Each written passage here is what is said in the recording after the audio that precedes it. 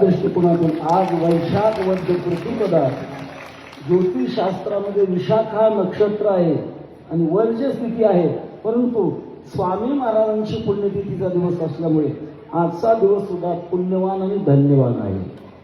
आज काल्याचे चिंतन सेवा खूप वेळ झाला आहे, समाज मोठा आहे, दृष्टिकोनातून आवरत असताना शेवटचा एक या बाबतीमध्ये मी माझी भावना प्रकट करतो.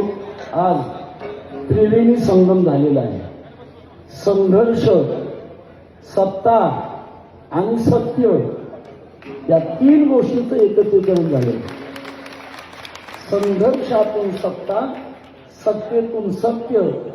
जेव्हा सत्य सत्ता एकत्र येते तेव्हा रामराज्य निर्माण व्हायला वेळ लागत नाही.